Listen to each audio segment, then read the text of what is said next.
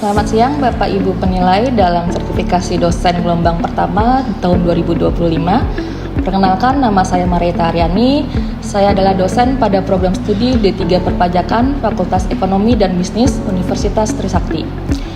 Video ini dibuat sebagai salah satu persyaratan dalam pengajuan sertifikasi dosen, yaitu pernyataan diri dosen dalam unjuk kerja Tridharma Perguruan Tinggi.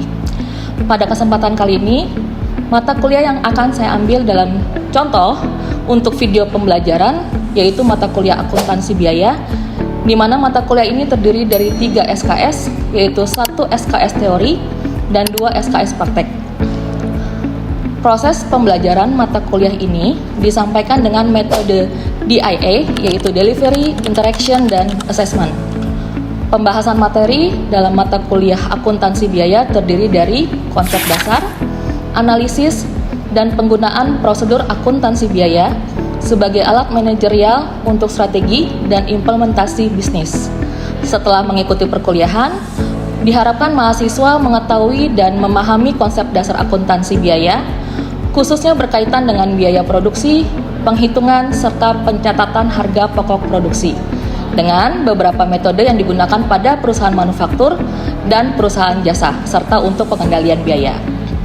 Adapun capaian pembelajaran lulusan pada mata kuliah akuntansi biaya yaitu yang pertama, pengetahuan, mahasiswa mampu memahami konsep teoritis secara umum, proses penyusunan dan pemeriksaan laporan keuangan dari informasi keuangan dan non-keuangan sebuah entitas serta pemeriksaan laporan keuangan.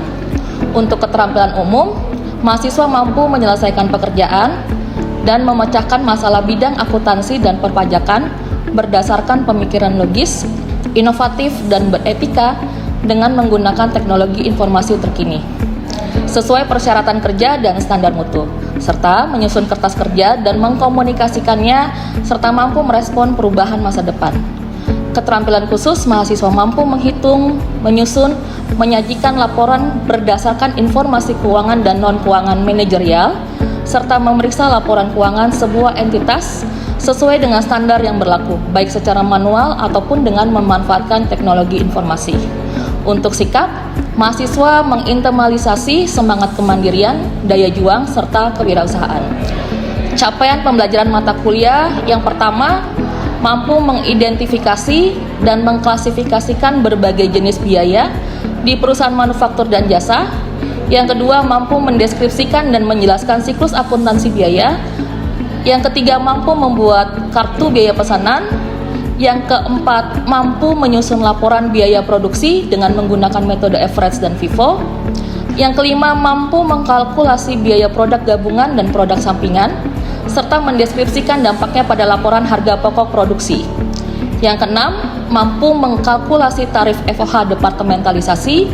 Yang ketujuh, mampu mendeskripsikan, menjelaskan, dan menyajikan laporan dari produk cacat. 8. Mampu mengkalkulasi biaya produk berdasarkan aktivitas. 9. Mampu mendeskripsikan dan menjelaskan JIT serta Black Flash Costing. Untuk bahan kajian dari mata kuliah akuntansi biaya yang akan dibahas, yang pertama adalah konsep biaya dan sistem informasi akuntansi biaya. Yang kedua, analisis perilaku biaya. Yang ketiga, sistem penghitungan biaya dan akumulasi biaya. Yang keempat, sistem penghitungan biaya berdasarkan pesanan. 5. Sistem perhitungan biaya berdasarkan proses. 6. Biaya mutu dan akuntansi untuk kehilangan dalam proses produksi. 7. Produk sampingan dan produk gabungan. 8. Biaya overhead pabrik departementalisasi.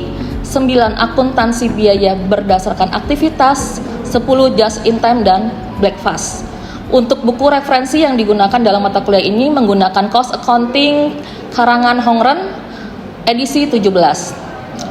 Aspek penilaian di dalam mata kuliah akuntansi biaya terdiri dari tugas 10%, asistensi 10%, kuis 10%, UTS 30%, UAS 30%, dan satu lagi adalah partisipasi atau sikap dari mahasiswa yaitu sebesar 10%.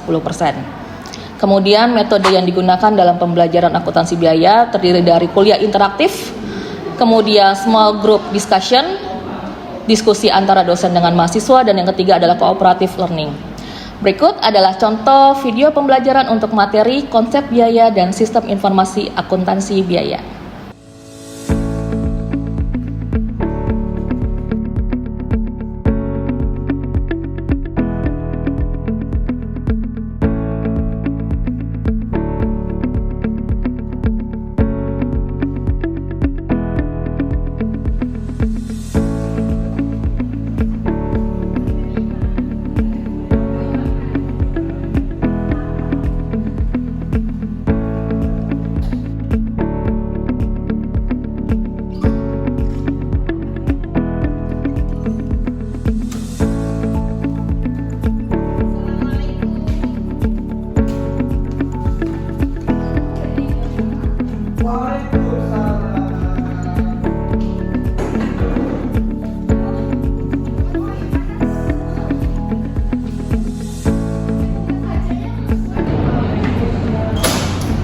Selamat siang semuanya.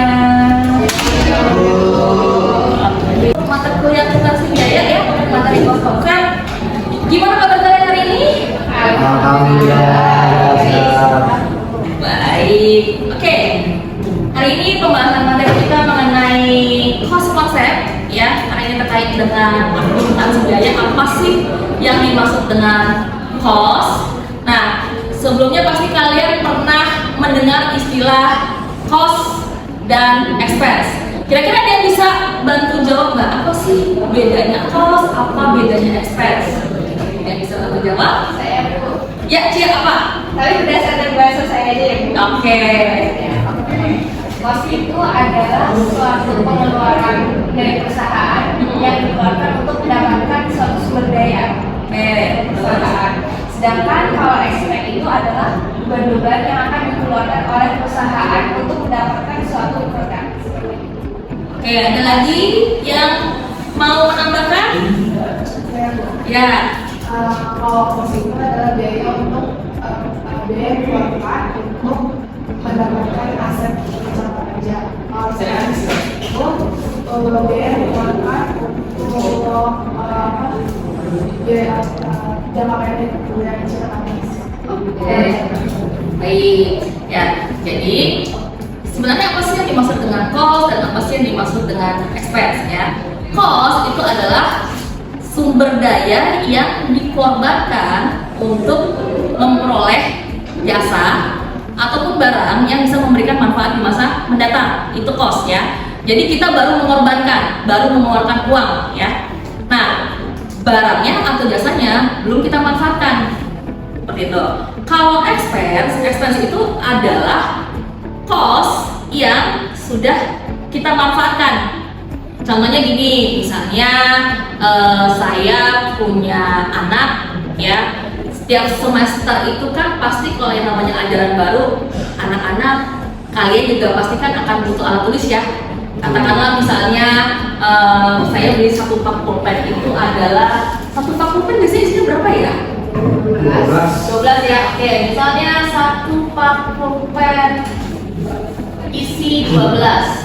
Anggaplah satuannya itu misalnya 1000, berarti kan 12 kali 1000 ya. Total 12.000. Betul. Nah, waktu pertama kali saya baru beli, ini namanya adalah Cost. oke. Nah, kemudian perjalanan waktu, anak saya mulai pakai nih pulpennya. Dia pakai 2 pulpen. Satu pulpen harganya 1.000. Dia mulai pakai 2 pulpen kali. Berarti berapa? 2.000. Jadinya adalah 2. Pulpennya sudah dimanfaatkan ya. Inilah yang dinamakan sebagai expense.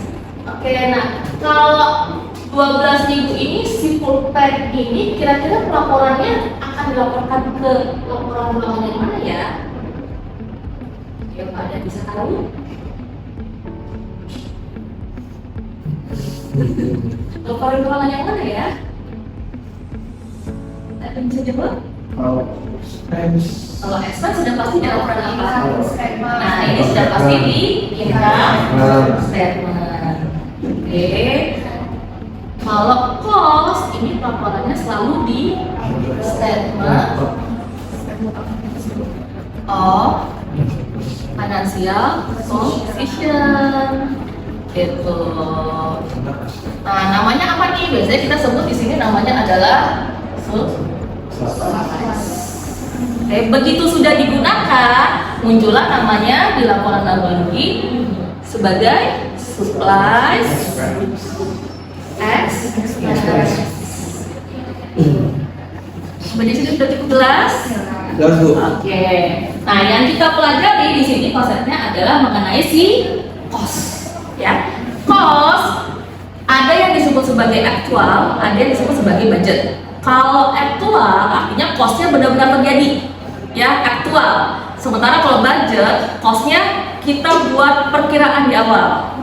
Gitu. Jadi misalnya kalau yang budget itu kalian buat budget nih untuk pengeluaran hari ini, budgetnya adalah 5.000. Ya, itu adalah budget cost.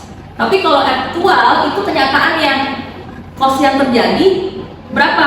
Apakah tentang 5.000 sesuai budget atau benar-benar aktualnya itu adalah misalnya 6.000? Itu adalah perbedaan aktual dengan budget. Sudah cukup jelas? Oke ya. Kemudian ada yang namanya cost object. Ada cost object, ada cost accumulation.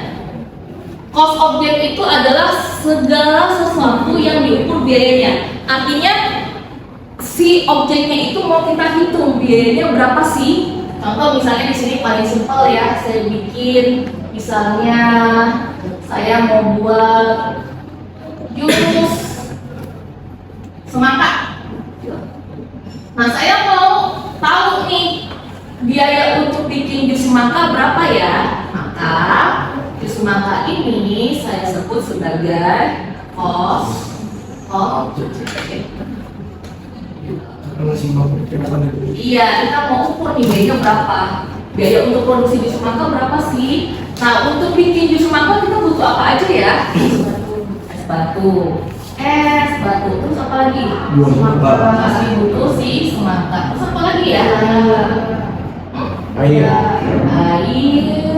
Butuh gula. Terus butuh Susu. Oh, ada susu. Butuh orang yang buat nggak? Butuh ya. Ini kita sebutnya misalnya si kopi aja kali ya. Gelas. Kita butuh gelas. Nah, masing-masingnya pasti ada biayanya nih, ya. Ini disebut sebagai cost accumulation. Jadi kita akumulasi nih, es batu biayanya berapa, ditambah biaya untuk buah semangka berapa, ditambah air berapa, gula, blender, susu, kopi, gelas, dapatnya berapa, itu kan disebut sebagai cost accumulation. Jelas? Oke, lanjut. Ada pertanyaan sebelum kita masuk definisi berikutnya? Ada yang mau ditanya? Tidak ada? Cukup jelas. Jelas ya? Oke. Berikutnya kita masuk ke ada direct cost dan ada indirect cost. Direct cost itu artinya biayanya bisa ditelusuri secara langsung. Indirect cost biayanya itu tidak bisa ditelusuri secara langsung, tapi berkaitan dengan proses produksi. Ya, direct cost itu ada dua. Ada direct materialnya atau bahan baku utamanya. Kemudian yang kedua adalah direct labor atau biaya tenaga kerja langsung. Nah, di sini kira-kira yang mana ya direct cost-nya? Coba. Es batu, Pak. Bahan baku utama ya, ingat ya, namanya direct material cost itu adalah bahan baku utamanya apa?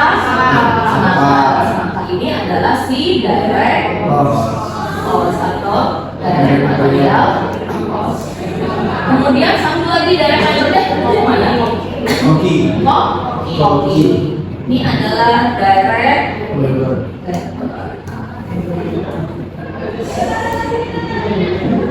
Sisanya dari mulai es batu, air, gula, blender, susu, gelas, kita masukkan sebagai indirect cost. Kalau di akuntansi biaya, indirect cost itu kita sebut sebagai manufacturing overhead.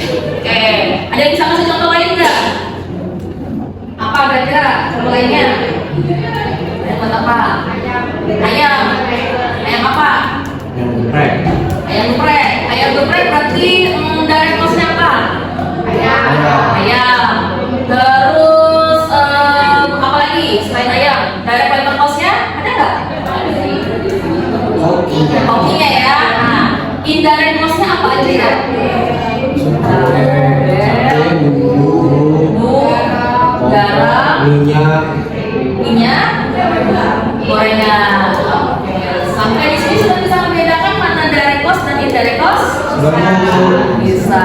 Oke. Lanjut. Berikutnya.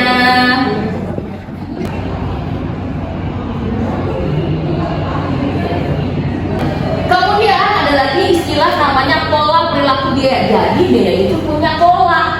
Polanya dibagi dua. Ada yang namanya fix, ada yang namanya variable. Kalau fixed cost, biayanya itu selalu tetap. Jadi mau berapapun kalian produksi, biayanya akan selalu sama. Contohnya apa?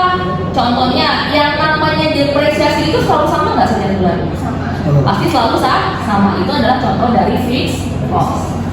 Variable cost. Kalau variable cost, polanya itu berubah ya. Jadi mengikuti dari berapa yang mau kita produksi ya. Contohnya apa kira-kira? Ya gaji, misalnya upah ya, upah dari si kokinya misalnya dia dibayarnya per